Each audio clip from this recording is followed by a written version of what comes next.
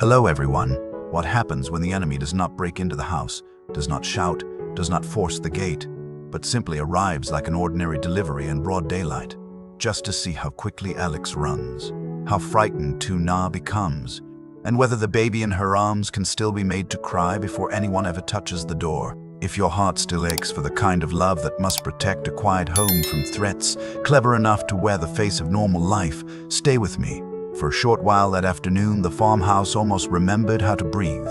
Henry had finally fallen into a deeper sleep in the room he knew best.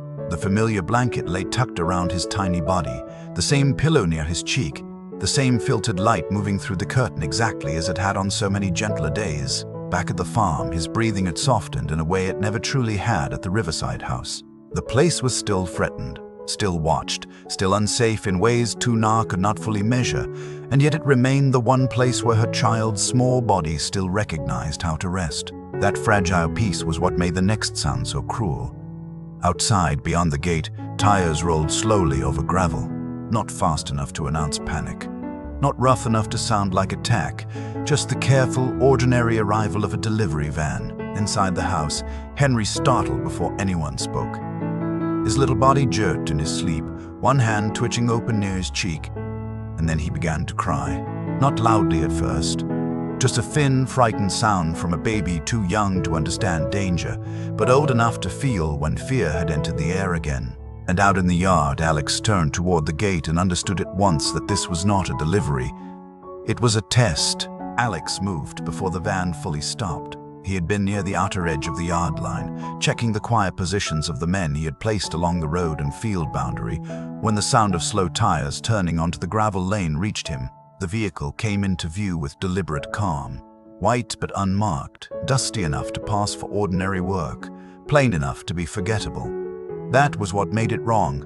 Real danger often arrived disguised as inconvenience. The van rolled to a stop outside the gate and stayed there. No horn, no shouted name, no impatience, just waiting. From inside the farmhouse came Henry's crying, sharper now, and that sound hit Alex harder than the sight of the van itself.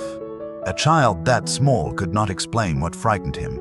He could only react through the body, and too often now Henry's little body had been forced to learn fear first. Alex raised one hand slightly toward the far end of the lane where one of his men was positioned out of sight.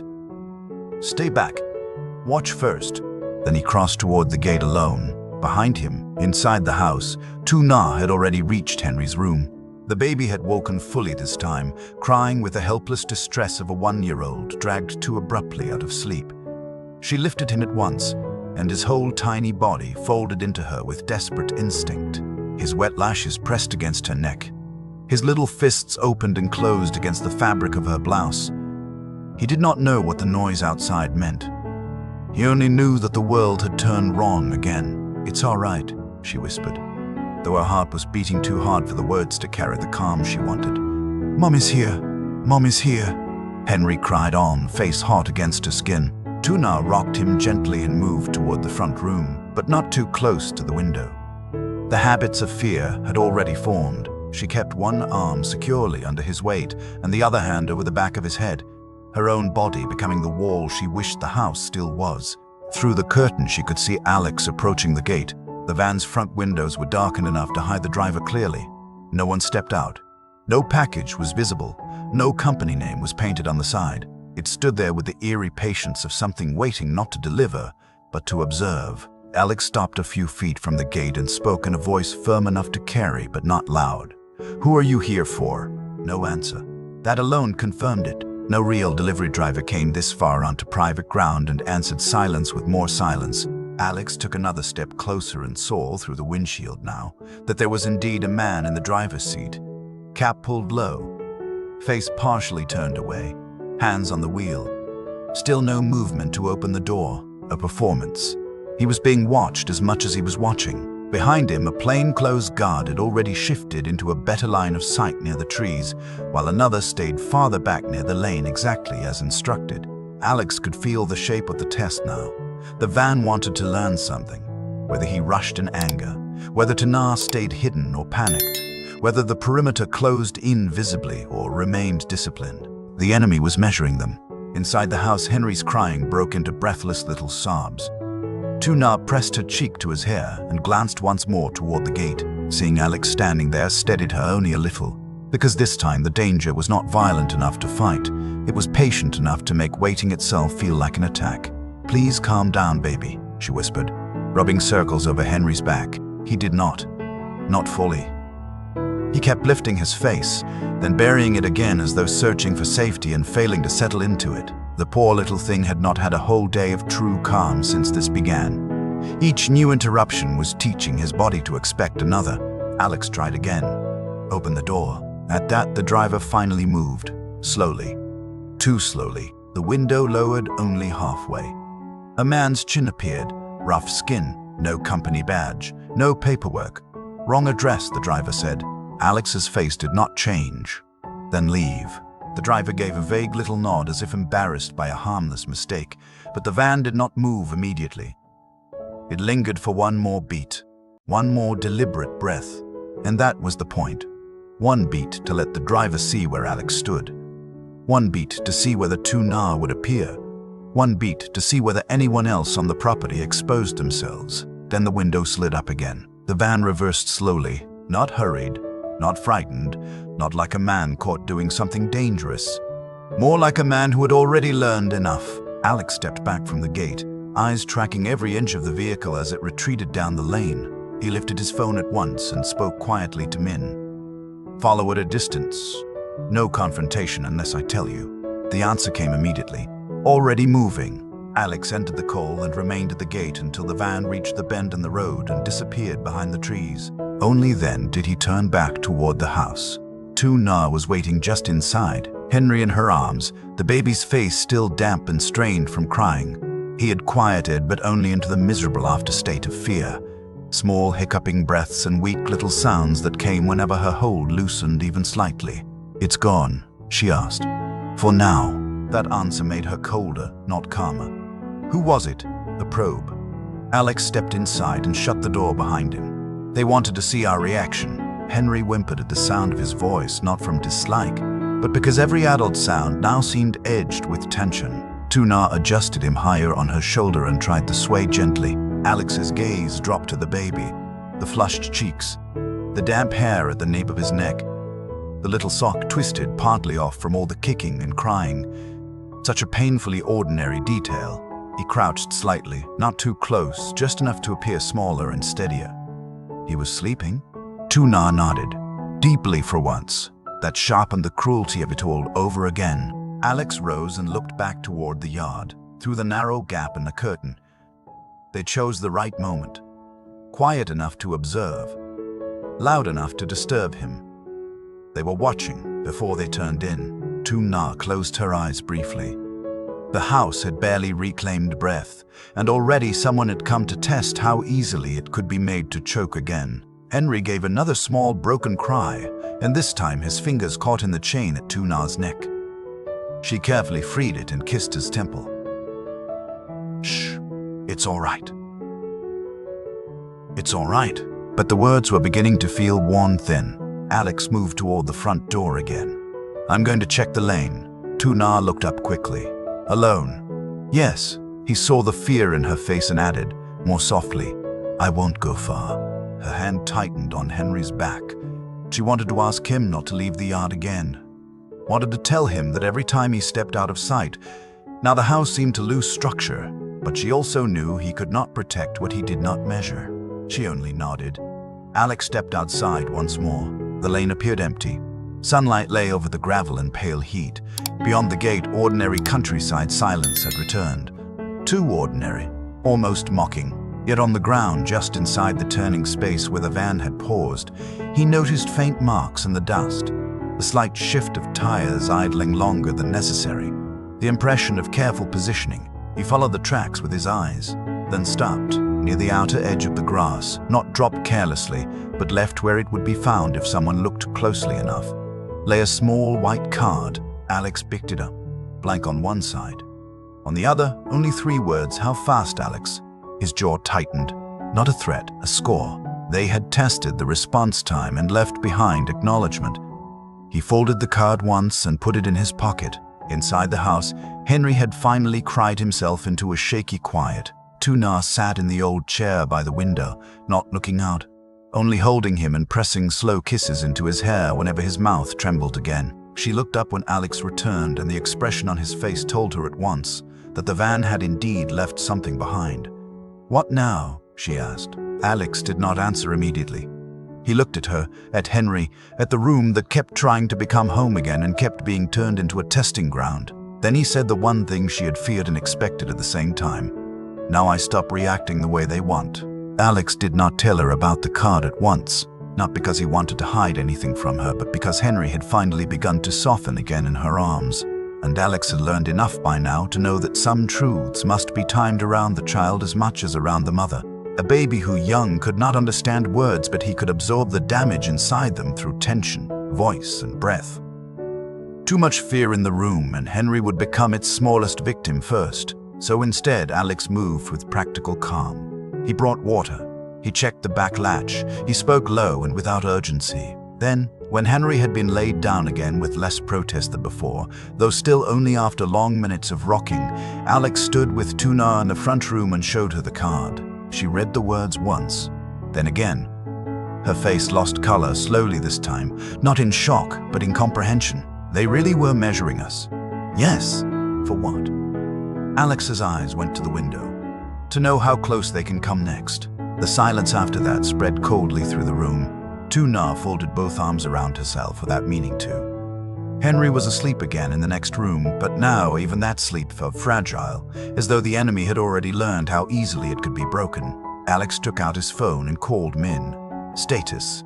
They stopped near the old milling road for 2 minutes, then left the van and transferred to a smaller car. "Did you get faces? Not clean ones." Alex exhaled once through his nose. "And the van? We have it." That turned his whole attention sharper. "Don't touch anything inside until I get there." He ended the call and turned back to Tuna. "I need to see that van." She stared at him. "Now?" "Yes." Fear rose into her face at once. Not dramatic, not pleading, just the quiet terror of a woman who had barely gotten her child back to sleep and could already feel the structure of the day cracking again. Alex saw it. He stepped closer, but not too close. "I'm not leaving you unprotected. 2 men stay here, one in the rear field line, one near the lane. No one comes through that gate without being stopped first." Tuna lowered her eyes for a second. "And if Henry wakes crying again?"